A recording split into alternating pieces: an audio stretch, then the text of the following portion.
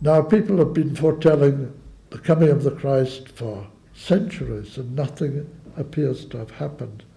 But in 1945, Maitreya said if humanity of its own free will take the necessary step to put its house in order, they would lead humanity, if we accept it, into this new age.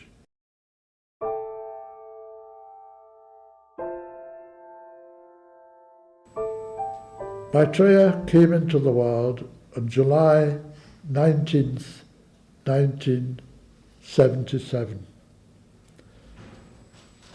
Not from the sky as Christian groups imagine he will come, but from no nearer the sky than the high Himalaya.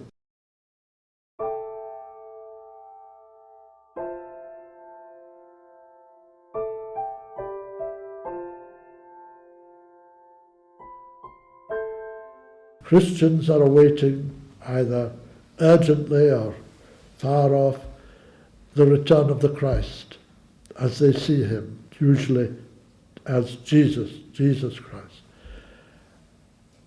The Muslims await him as the great Imam Mahdi, and some believe he is in the world, some think he's coming very soon. Hindus await him as Krishna returned, some believe he is even here, or Kalki avatar. Jews await him as the Messiah. Buddhists await him under his name, Maitreya.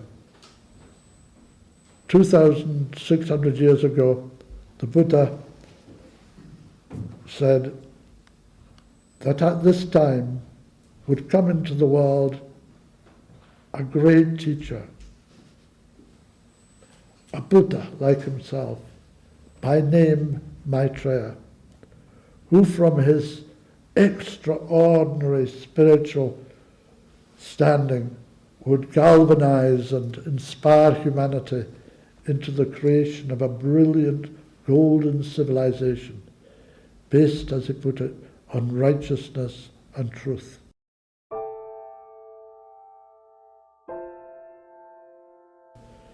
He will be seen in America, first of all, on television, where he can speak to millions of people. But he will not say who he is. He will not call himself Maitreya. He doesn't want followers. He's not a guru who wants as many disciples as possible. Not at all. He comes as a teacher.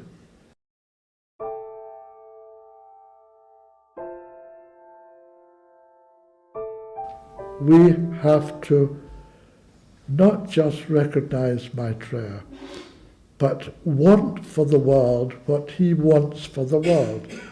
He wants for the world peace. Above all, peace. There has to be peace, because if there is no peace, then there'll be no future. We will destroy ourselves. A small war would become a big war. That big war would be nuclear and would destroy all life on planet Earth.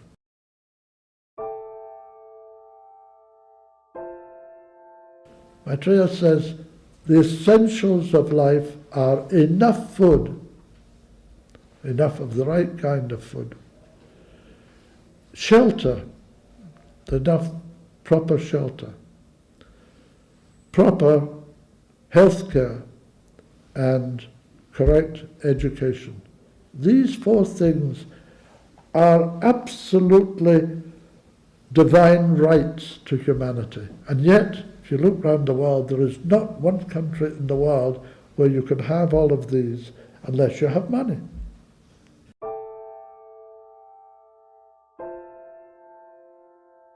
So the answer, the key to the whole problems before humanity is seen in Maitreya's eyes as sharing. Is humanity ready for sharing? Maitreya says, well, we have really no alternative. Every other method has been tried and has failed miserably, brought us war after war, crisis after crisis, poverty and humiliation and degradation throughout the world. 2/3 of the world's population, 2/3, live in the developing world. And they live short, stunted lives, and their children with them.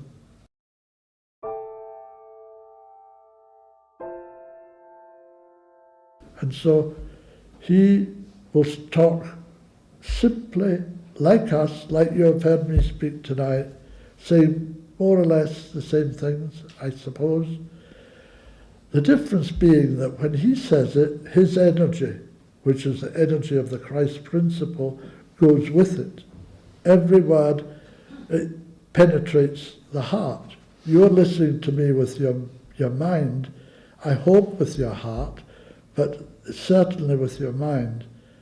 But when Maitreya speaks, you hear it in your heart, not this heart beating at the left side of the chest, but at this heart, which is the seat of the soul in the physical body.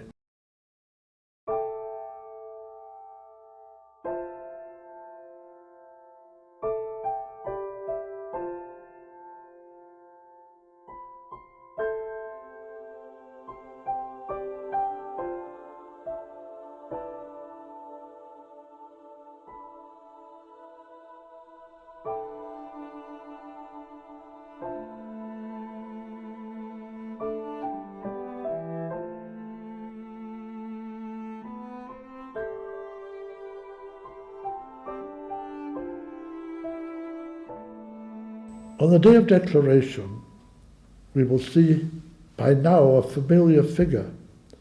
Maitreya will come into telepathic rapport with the whole of humanity, and each of us will hear his words inwardly, silently, in our own language.